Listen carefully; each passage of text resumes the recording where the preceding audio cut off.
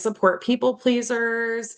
I have logged many, many hours as a people pleaser. And so I'm familiar with what living in that part of me, having that part of me be like very present and taking up a lot of space and driving the bus. So I really love empowering the people that come to see me to, learn about themselves, like figure out who they are and, yeah, live a life that they choose rather than one that they think they should be living or one that's been kind of like prescribed for them from other people. And so it's actually really fun to do that kind of identity work with people. And I'm going to share my screen here with y'all. I have to share the sound too, right? Okay, here we go. So, okay. Yay.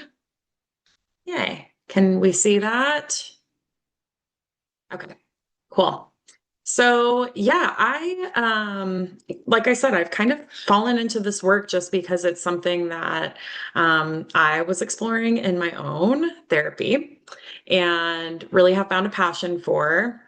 And yeah, just kind of a game changer for me was learning that like people pleasing is really self-abandonment.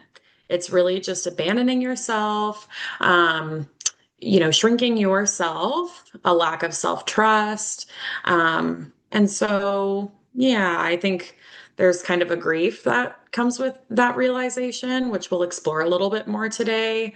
But over time, I've kind of noticed like four main types of people pleasers. And so we'll explore like pain points of each one, fears, hopes, and talk about ways to work effectively with them.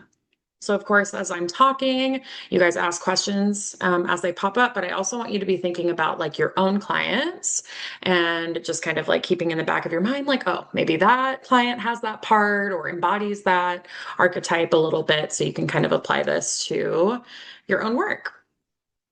All right, so let's get started.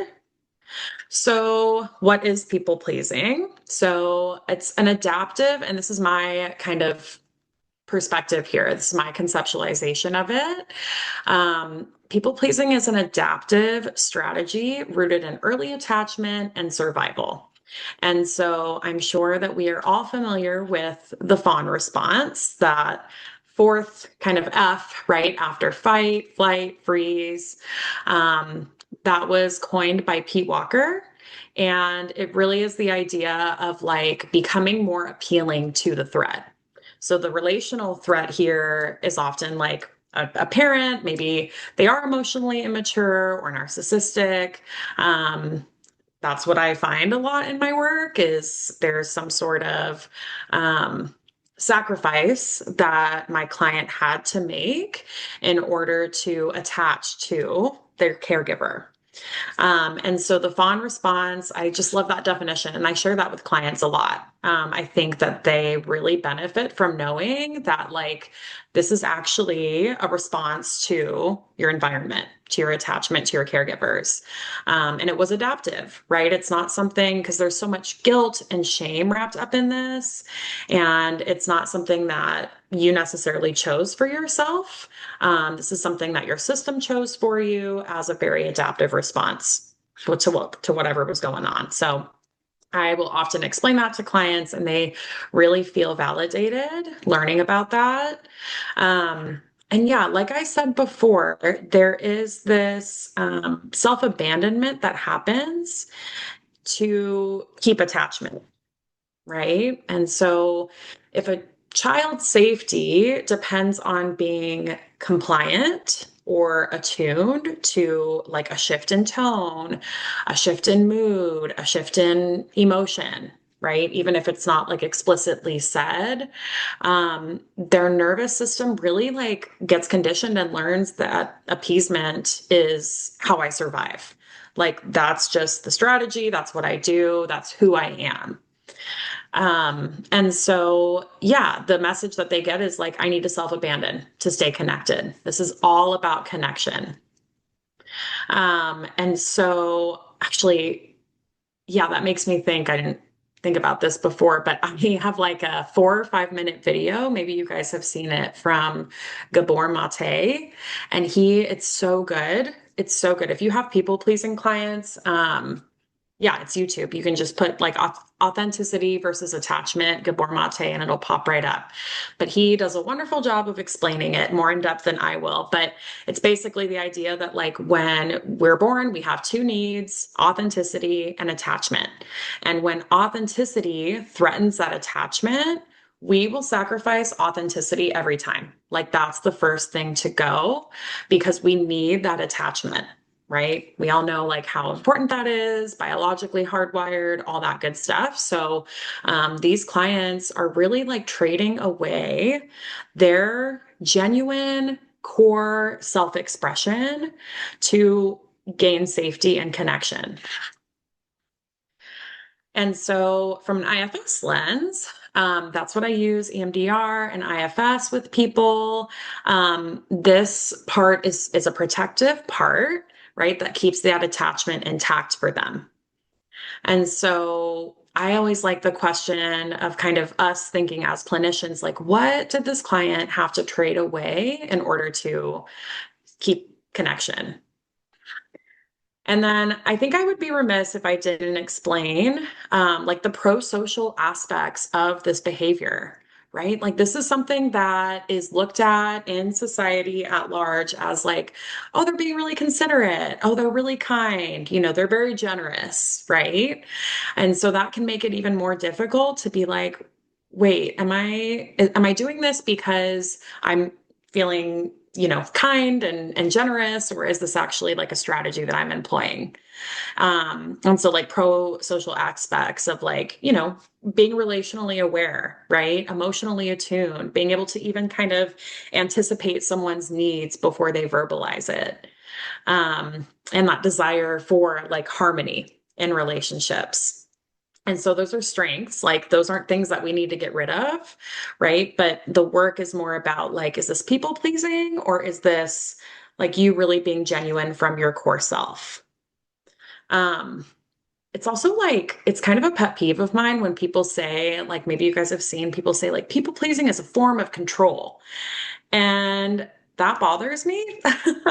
Maybe because I am like recovering people pleaser, but yeah, it's there's so much more to it than control. Like a people pleaser isn't thinking like, oh, this is how I'm going to control this person, right? I'm going to appease them so that I can get them to perceive me in a certain way, and that's control. Like that's not how they're conceptualizing it at all. Most of the time, I don't even think they're aware that they're doing it, and so we need to be kind of gently like pointing that out to them, but. Yeah, I think it's hard to imagine if you haven't experienced that in a family system or a relationship where that people pleasing is necessary and you can't express yourself in the way that you want to. So that's a little pet peeve of mine. So I would challenge, you know, that anytime I see that control, I'm like, I don't know about that. There's way more to it. So. All right, so let's get into the pain points of a people pleaser. And so some of these I've mentioned already. I know you guys can read what's on the screen, but there's just a chronic self-doubt and a lack of internal trust, right? And that goes down to this kind of one down here about like external validation and that being kind of their main source of information, worth, sense of self.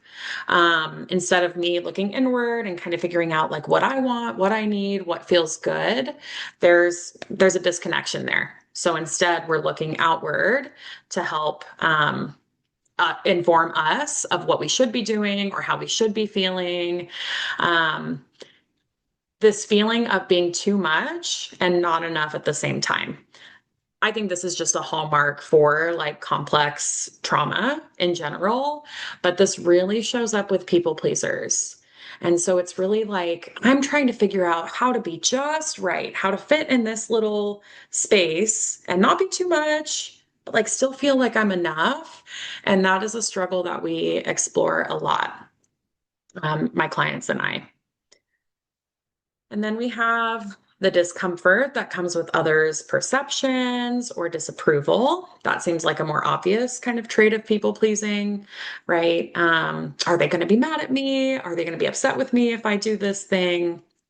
And the discomfort that that brings, and then how that impacts like action and behavior. Yeah, disconnection from authentic self. I hear all the time clients come in and they're like, I don't know who I am. I don't know what I want. I don't know what I like. I had a client recently who he moved into a new house. He just got out of a relationship and he's like, I went to Home Goods and didn't even know what to pick out. Didn't know what colors I liked, didn't know what furniture I wanted because his wife had kind of like done that. And he was like, sure, whatever, doesn't matter to me. Right. So that's just a small example of like how this can translate into like those everyday things. Yeah, not knowing like the preferences that you have or your likes or dislikes. And then I mentioned this before, but these clients I feel like in particular have a lot of challenges recognizing this pattern. They feel like it's something that's defective about them and it's wrong and it's bad, and so that shame is really prevalent. So this is where that psychoeducation comes in about the fawn response, about this being a protective and once an adaptive strategy, and maybe like now we're rubbing up against that part in a different way because it's not working and we don't need it in the same way that we did before. Alrighty. So here are the four archetypes of people pleasers. And I think there's a lot of overlap here. There's for sure some connections between like the caretaker and the fixer. But we've also got the peacekeeper and the chameleon. And so these can be parts, right? If you're familiar with IFS, like these can be parts of a client, or there can be kind of one dominant style that a person can embody. It was interesting a couple weeks ago. I knew I was working on this presentation and I was doing some parts mapping with a client, and just kind of organically, like all of these parts came up within her system. And so that was really interesting because I was like, oh, yeah. So you may see all of these parts within one person, or they might be leaning more toward like the fixer or the chameleon. So, all right. So we will look at the peacekeeper first. Okay. So I've kind of broken this down into some categories for us. And the peacekeeper, this person does not like conflict. I mean, I don't know who really enjoys conflict. I know there are people out there that probably really love it, but this is the client who will say like, it's fine when it's not. Right? They feel bad for having feelings. They struggle to stay with themselves when they have uncomfortable feelings. They are overly agreeable, right? And so they're really just trying to keep the peace and avoid conflict at any cost, right? Even if it means that they're not being true to themselves. And so a struggle or struggles that this client will have will be suppressed anger because they're uncomfortable with expressing themselves, right? If they do feel anger about something, they're not going to express that. They're not going to say that to that person, right? They're not communicating that. And likely, even a step further, they're not tuning into that anger themselves. And so, yeah, I think it's a really positive thing when my clients are like, I'm pissed. And I'm like, yes, let's explore that. Right? Because it's like there's safety. We need safety to be able to explore and express that emotion. So I get just so jazzed when people are like, I'm actually really pissed about this. I'm like, yeah, yeah, let's dig into that. Um, and yeah, weak boundaries, right? This is like enmeshment. This is, I don't know, maybe a little bit of codependency. I think there's a difference between people pleasing and codependency, but relationally, someone who has weak boundaries could present as more of that codependent in a relationship. Again, the fear and hope are kind of that more IFS, like what's really underneath these patterns, right? This behavior, this strategy. And so I think, and there's totally room for interpretation here, right? But the fear is typically like, if I assert myself, I will lose connection, right? People might be upset with me. They might feel disappointed in me. They might reject or abandon me. I truly think like the theme here with people pleasing is connection, like probably a lot of things we explore in therapy, right? Connection with others, connection with self. And so asserting oneself really feels threatening. Like, even if I just say, like, I don't want to go there for dinner, I want to go here instead. Something as simple as that can feel so activating to a nervous system that's used to appeasement. And so I think the hope for a lot of peacekeepers in doing this behavior, right, is to find belonging. And the way that they've kind of figured out how to do that is to keep others happy. And so some interventions here, which again, these interventions are, I just kind of categorize them to each type, but they can be used with any people pleaser. I think it can be really helpful to practice low risk assertiveness. And that's kind of what I just mentioned, where it's like, yeah, do you want to go here for dinner? And it's like, actually, I'd rather have tacos, right? So just that low risk, low stake asserting of your preferences. And so I would work with a client, kind of figure out like where we could practice that, starting small, right? So that they kind of can signal to their nervous system, like, oh, I can say what I want, I can say my preference and still feel safe and be okay. And so they're building up that muscle, right? Also, like saying no without over explaining. Like I tell clients, 10 words or less. And, the no is a full sentence thing. It's like, yeah, okay, sure. But I don't think that's always accessible to a people pleaser. Like that's scary to just say no, period. So 10 words or less, avoid over explaining yourself.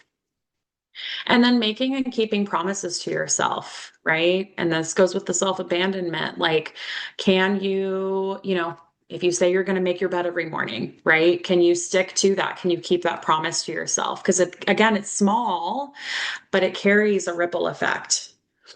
Okay. And then I just put little quotes down here that I think go with each one. So I love this. This is not an original quote from me, but honest conflict is better than dishonest harmony. And I think that's like chef's kiss because a lot of these peacekeepers will, if you're in a relationship, there's going to be conflict, right? Because you're not the same exact person as the person you're in a relationship with. And so automatically, there's going to be disharmony in a relationship. And so if, a kind of warning sign is like, oh, I'm in a relationship and like we've never had a conflict. I'm like, okay, like somebody's not being totally authentic, right? Because there's going to be conflict, small and big in relationship. So I'll share that quote with clients too. I think that's just a good one to keep in the back pocket. All right. Next is the caretaker. So this individual prioritizes others' needs over their own. This person might not even realize that they have needs and that it's okay to have needs. Um, this is the client who like will show up to session and be like watching the clock or worried about you as a therapist, right? If they're emoting in session, they might be like, oh, I'm sorry, apologize for that. Um, they are also probably really uncomfortable with receiving praise from other people. They may feel guilty for saying no, right? Or resting. And so the measure here is really like, how can I be available for other people? Right? How can I make myself useful, helpful? And so their struggles are burnout, right? That's going to lead to burnout, possibly resentment for relationships, just kind of always being available for others, and wanting to show up for them and caretake them. And guilt when they focus on themselves, right? I'm not important. My needs don't matter. It's more about other people. And so the fear here is if I stop giving, I will lose connection, right? If I stop being useful, if I stop showing up the way that I am and trying to meet everyone's needs, then maybe they won't need me, and then I'll be, at risk of not being in relationship with them. And so the hope here with this behavior is often like, if I am of service to others, if I can be there for mom or dad or, husband, wife, whoever, maybe that will free them up to then care for me in the way that I need. And I think that's a really tricky one, right? Because we think like, okay, let me make sure that I can meet all of your needs and that you're good. And if I do that, then you'll be available for me. Then you can come and focus your attention and attunement to me. And so that can be a tricky one. Um, Possible interventions here. This is so key, right? Like in the therapeutic relationship, I'm here as your therapist, to my client, like caring for you. And how does that feel? Right? The roles are reversed here. You're not worried about me. It's not about me. It's not about my needs. It's not about my stuff. So like, let's, from a relational therapist perspective, like, let's process that. That's rich material right there in the room. And so really exploring like, how does it feel to show up here and this be your space and you don't have to caretake anyone? And usually that brings some tears, right? And then we explore, um, dig deep into that a little bit. This goes for any people pleaser. I always say, like, you can expect and accept discomfort with this work that we're doing together. It's an expectation that you're going to be uncomfortable. And I think that's like therapy in general, but specifically for people pleasers, the discomfort is what they're avoiding, right? The discomfort with maybe somebody being upset with me, all that. So I say expect and accept. And I'll tell people like, if you practice what we talk about, if you do that thing, know that you're going to feel uncomfortable and that means you're doing it right. Like that's for sure a sign that you're on the right track.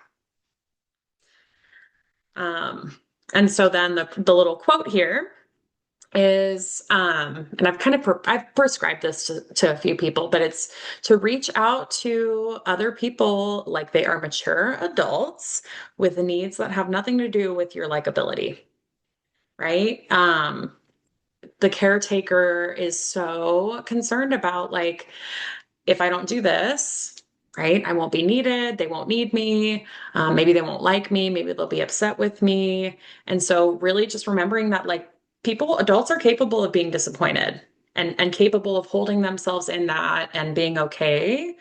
And so, what would happen if we reached out to someone with that in mind, right?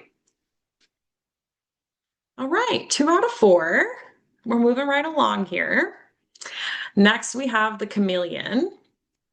Uh, this one is so relatable for me. Woo. All right. So this person adapts opinions to meet whatever it is. Like if we're talking about a movie and I absolutely hated the movie, but everyone else loved the movie, I'm going to say I loved the movie. It was the best movie I've seen all year. So you're adapting opinions, tones, and your values to fit in. And I use the word adapt, but as I'm sitting here, I'm thinking like sacrifice, right? You're sacrificing those things within yourself to try and chameleon, right? Try to fit in and belong with whoever's in front of you, with whatever relationship you're in. And so the struggle here is a real loss of identity. Again, this is the client who comes in and is like, I don't know who I am. I don't know what colors I like. I don't know what furniture I want in my new home. right? This is the person who will ruminate and overthink. I said that weird thing, or oh, I was being really weird, or why did I say that, right? Um, and then a sensitivity to shame when their true self shows up. So if it so happens that they kind of let the mask fall, right? They say, yeah, I actually didn't really like that movie, or I hate that actor, or whatever. They might go home and be like, oh my gosh, why did I say that? They probably think this of me, blah, blah, blah. So there's that guilt or shame that really pops up when their true self peeks out. And so the fear here is like, if I show who I really am, I'll be rejected, right? I've got to keep kind of a mask, a facade that is likable and, um, yeah, always available. And if I don't do that, then nobody will be around, right? I'll be alone. I'll be rejected or abandoned. And so again, we have that connection importance here. The hope in this behavior is like, I want to find belonging, right? If I'm unproblematic, if I can just blend in with everyone else, and kind of do what's expected of me, then I will belong, right? I'll be able to connect. I'll be able to, uh, yeah, find community. And so possible interventions here, and actually this is something that I try to do with every client, is a values exploration. I really love ACT in that way, where it's just focused on values. And once we can identify core values, that can be your compass to help make aligned choices. Um, yeah, I think in this uh in this archetype, I have clients who think there's like a right way to do things or a right way to be. And they can maybe look at someone and be like, "Oh, well they're doing it right. Like that's the example I need to follow." Right? And so teaching them that, the compass that you can have is not maybe what someone else's values are, but like what are your own values? Right. And so I love the Brene Brown. She's got a list of values. And so I have a copy of that and I'll break that out in session and we'll do an activity with it. And then we'll revisit it every now and then because values will shift, they will change, they're not supposed to stay the same. And so that's a really good opportunity to, even in that activity, explore like what is actually true for you. Are these values that you have right now, or are these values that your ideal self wants? And it's okay to have both, right? We can have values that we're working toward adopting and embodying. But right now, what is true for you? And so just giving them permission, and kind of differentiating for them what's true versus like what's performing. This is a very like performative archetype, finding safety in that performance. And then the other thing that I really like, and this kind of goes with the practicing assertiveness, like the bite-sized, low stakes, low risk behaviors that you can practice with safe others out in the real world. But this one is more focused on like relational risks, right? And so that can look like leaving a text on red, right? I don't have to respond to this right away. I feel that sense of urgency. Okay, I'm going to expect and accept that there's this discomfort here. And so I can work with that discomfort. But yeah, leaving a text on red, maybe admitting like, I don't know, instead of trying to kind of come up with the answer, right? Saying like, I'm not sure. Let me look into that. Let me get back to you. I think these are like, as I'm talking, I'm like, these feel like small things. And maybe to people who haven't had to employ that people pleasing strategy, it's like, really? But these are so to the nervous system, these things feel very threatening. And so even clients are like, well, that's silly. I should be able to do that. I know we all probably hear should all the time, but this client in particular is like, Why can't I do that? I should be able to do that. That shame is just so present, right? And so really normalizing this for them and letting them know like I feel like I'm constantly reminding them this was a strategy, right? This is something that you had to do and now things are different. So we can start showing up differently. Okay. And then the quote here, love this one as well. If you were 100% sure that they wouldn't leave, what would your real answer be? Yeah, that can really dig a little bit deeper at like if there was no chance of abandonment here. They're going to stay no matter what you say. What are you really feeling? Yeah. All right. We're rocking and rolling. So this last one is the fixer. Also very relatable. The fixer, this is the client who is jumping in to solve everyone's problems, right? Um, Maybe they're focused on like, how do I fix myself? That comes up for sure.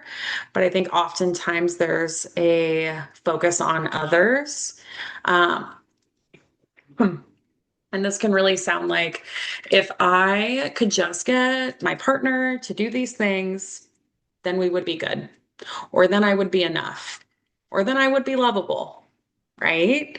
And so this fixer archetype is typically focused on like, how do I get this person to be what I need them to be so that I can feel loved or whatever their negative belief is. Right. And so a lot of the time, this will be like the client who comes in and talks about everyone else and kind of avoids their own things. And so we're doing a lot of redirecting with this client. They're over functioning for others, right? There's blurred boundaries here. Like they may not know what, maybe they know, but there's a disconnect between like what I'm responsible for and what this other person is responsible for. So everything is kind of blended, and they are often really uncomfortable with uncertainty, things kind of being gray, and they're exhausted. Like this part of them or the person is feeling like so tired of doing everything for everyone else. But if we're talking IFS language, like there's a polarization, right? Because they're coming to therapy for help and they want to feel differently and they want to focus on themselves. But the strategy that they've had to employ for a long time is I need to fix for others. I need to solve. I need to overfunction. There's safety in that, right? And so we explore that kind of, um, battle between these parts and get to know each one and kind of figure out like, okay, how can we compromise and what does this look like moving forward? Right. And so the fear here is if I'm not useful, I'll be abandoned. Right. If I can't figure out a solution, if I can't fix, if I can't get this person to be what I need them to be, where does that leave me? Right. I'm alone. I'm isolated. Uh, what does that mean about me, right? The story that they're telling themselves if they can't get that person to behave in the way they want to, if they can't fix it. So the hope here, again, kind of obvious, but to feel secure by making themselves indispensable. Okay, interventions here. Again, this goes across the board with any of these archetypes, but we hear so much about boundaries, and I love a good boundary, but I feel like sometimes the boundary conversation falls short, especially with this type of client. Or it's like it makes it like oversimplified. And then it's like, well, why can't I do this? Right? Everyone's talking about boundaries and how important they are. Why can't I do this? So I will teach, and I got this from Dr. Pooja Lakshman. She has a book on self-care that's really great, but she talks about boundaries as the pause. And so instead of like, I feel this way when you do this, and if you continue to do this, here's the consequence, right? I will just start by, maybe we get there eventually, but I start by encouraging my people pleasing clients to just take a pause, and that's the boundary. if you get a text, if you get a request, right? Pause. That gives you a moment to check in with yourself and consider what you have resources, time, energy, attention for. And then if you say yes, right, it's coming from a place of alignment rather than a place of obligation. So the pause is, I think, really helpful for people pleasing clients, especially when that no is just like, it's over here, right? And we're right here. It's not accessible yet. So really encouraging them to pause and start checking in with themselves. I feel like that also interrupts the like autopilot of like, yes, I'll do that thing for you, right? Or yeah, I'm gonna abandon what I was just working on or abandon myself and show up for you. And then the other intervention, again, across the board, right? Expect and accept discomfort. And how do we not abandon ourselves when discomfort arises, right? So if we have like an uncomfortable, like, oh no feeling, are we distracting? Are we jumping into fix it mode, right? How can we stay with ourselves when that comes up? And so, something I like to remind clients of here, especially with the fixing, is like there's a difference between causing hurt and harm. You say no to something or you're not feeling up to a plan that you had the day of, right? You might hurt that person. Sure, their feelings might be hurt, they might be upset with you, but are you causing harm to them, right? And kind of distinguishing like the difference, and that hurt is okay. It's going to happen in relationships. And how do we want to stay with ourselves in that? Okay. I'm aware of the time, so I have a couple more slides. So some more clinical themes and interventions here. And these are just kind of overarching things that I feel like I try to focus on with these clients in this population, trying to build safety through collaboration. So from the intake, actually from the intro call, excuse me, if they say anything about people pleasing, which they typically do if they're coming to me, I let them know that this is a collaboration. It's important to me that they feel they have choice and autonomy when it comes to treatment. And so I really let them know that this is like a team effort. And just skipping down to this third one here, I practice like continuous consent throughout our time together, throughout treatment. And so that will often sound like, hey, you're bringing this in today. I know that we left off here last week and we had some plans to like go into this bucket, right? Just giving you some options, like where do you feel like you want to go today? And that just reminds them and their system like, oh, okay, I have choice here, right? Um, yeah. Self-disclosure. I know that we probably all have our own feelings about self-disclosure. I think it's appropriate when it's appropriate and supportive. I lean into that with these clients because I feel like they need to see an example. They need to see an example of like something else is possible, right? And the times that I've self-disclosed, it's nothing crazy. I'm not telling my whole story, right? But I'll just kind of say like, listen, as a recovering people pleaser, that's very real. Like that's relatable, right? Um, yeah, as a retired people pleaser, like I'll just kind of slip little things in there just so they know that they're not alone and that I get it. And clients respond to that really well. At least the clients I've used it with seem to really appreciate that. And so you do what feels right for you there, but I think a little self-disclosure goes a long way with these clients. Yeah, reinforcing self-trust and agency. Kind of touched on that a little bit. Yeah, this can also, so the modeling boundaries and the reassurance seeking pops up a lot. And so the way to reinforce trust or model boundaries when that's in the room is, and this is kind of to your question, Ellie, about like my own people pleaser parts. Like I have a part that really wants to jump in and be like, you're amazing. You got this. Like you're a badass, like of course you're right or whatever. And so I have to like kind of catch that part when it pops up and I can feel it in my body. Like literally, it's like, whoosh, you know? And so I have to kind of remind myself, like, that's not my job. And it's much more impactful and strong if they can kind of go inward internally and find that answer for themselves. So that's really where I have to be like, zoop, and avoid my like cheerleader part that wants to be like, yeah, you got this. And not provide that reassurance for them. Okay, slow down to disrupt appeasement. Again, we want to kind of interrupt that like autopilot cycle that they have. And then somatic noticing and regulation, right? Kind of um, encouraging them that their body and their system is full of wisdom and what would happen if we just tuned in and stuck with that for a minute. And usually we can find some sort of like answer or wisdom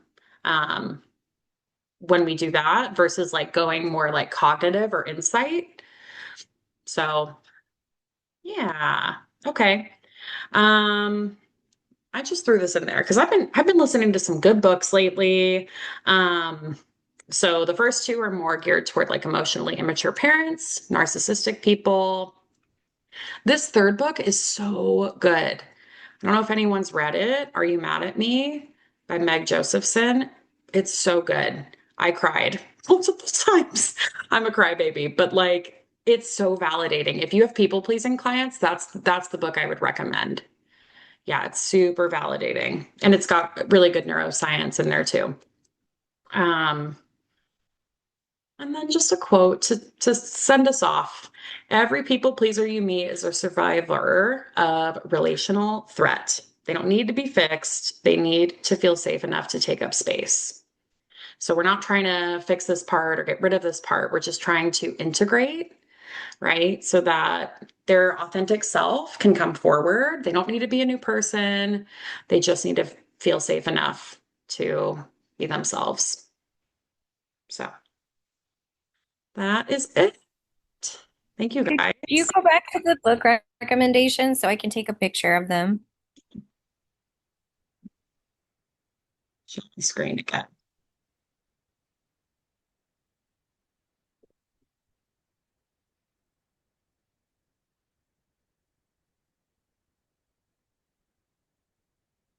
Thank you.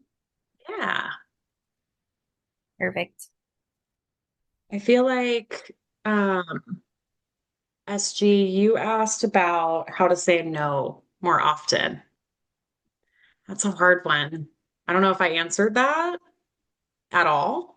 Yeah, actually, I mean, I think like the micro parts is really what I'm like trying to get them to say. It's like, if I give you plan A and there's one part of it that you don't love, I want you to say that to me. I want you to come back and so giving them, yeah, the opportunity to check in and do that like micro test it out with me versus, go out in the world and have a bad experience and then, you know, not And follow the never do truth it again. again. Yeah. Right, right.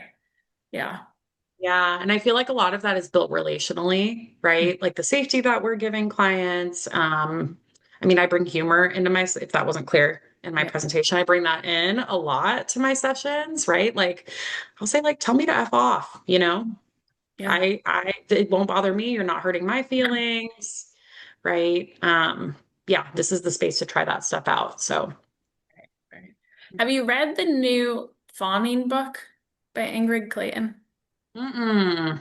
Okay. I was just curious. It's been getting big press in my world. Um, Really? yeah, why the need to please makes us lose ourselves and how to find our way back. Ooh, okay. Fawning. I don't know. I'll check that one out. Yeah. Thanks. Love that. I feel like that is so helpful. Like the more familiar we can get with the patterns and the parts, the more kind of effective you can target a question or a treatment. And one of the things I was thinking of when you were talking about the caretaker archetype is it's almost like if they're programmed to feel safe helping others, then they're probably not going to be attracted to folks who don't need help because like the frame of being in relationship where there's reciprocity isn't there and so feels unfamiliar and unsafe. And so I'm thinking that like another indicator for these clients could be if they have a lot of needy relationships and feel like they're giving, giving, giving and no reciprocity. I'm curious if you notice that as well or in different ways with these different archetypes, if they tend to attract certain partners or friendships. What do you notice with that? Yeah. Yeah. I had like three clients pop into my mind that are kind of like in this space of like, I know that I don't want to be with this person, but why do I feel like I like need to be with them? Or it's so hard to detach myself from them. So yeah, absolutely. That's a great point. I think yeah. How are we finding purpose in relationship? And if I'm the one who's always meeting the needs and I don't have needs myself, or, I haven't been able to identify like what I need in a relationship, yeah, that's super uncomfortable and unfamiliar. Mm, Mhm. yeah. Okay, this is a great presentation. I have a couple clients who I see today that I'm gonna like bring this in. I was thinking too with the fixer, I wonder if you notice people who tend to lean more in that archetype, if they are also maybe more of like a perfectionist type of person, or people who are just like more high achieving, like they really focus on like striving and being the best and doing those things. If that feels like there's a connection there, if you notice that. Totally. Yeah, great point. I Okay. think that a lot of the clients who have that strategy are like high achievers, really successful, right?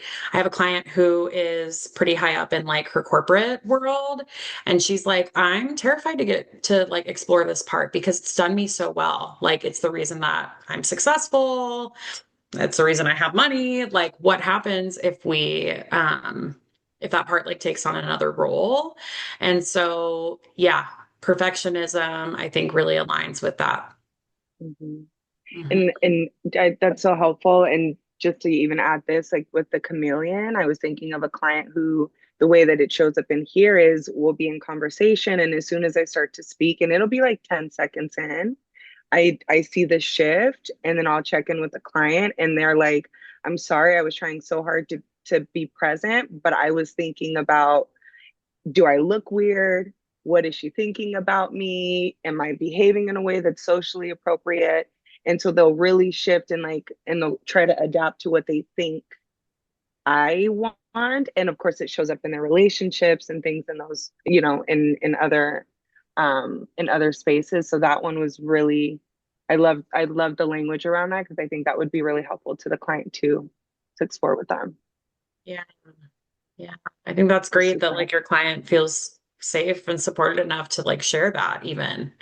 So that's pretty vulnerable, right?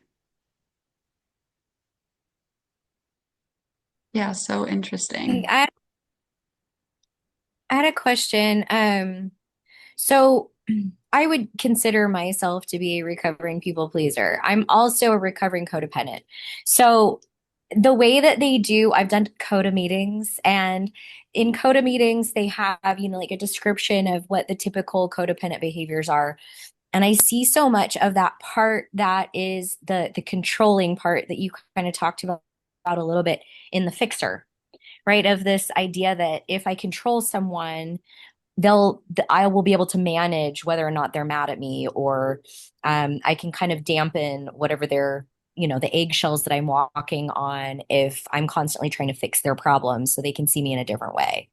Do you see, like, is there a separation between those two in your opinion, or do you think they're one and the same? Like the fixer and like the controller or like the codependent? The fixer and the codependent. And where do you see the separation, I think, in people pleasing versus codependency? Yeah, I think that's a really good question that I don't know if I have like a perfectly like formulated answer to. I think codependency is more like relational. Like that's how I conceptualize it is it's like, more like if you're okay, I'm okay type of thing, right? So that happens more in like relationship where like I think people pleasing is just that strategy that is like internal to the system that maybe shows up in relationship, but maybe doesn't necessarily need someone to like kind of engage in that like cycle, if that makes sense. But yeah, I think the control here, like I mentioned that pet peeve about like when people say people pleasing is controlling, it's just because I think it's just misunderstood.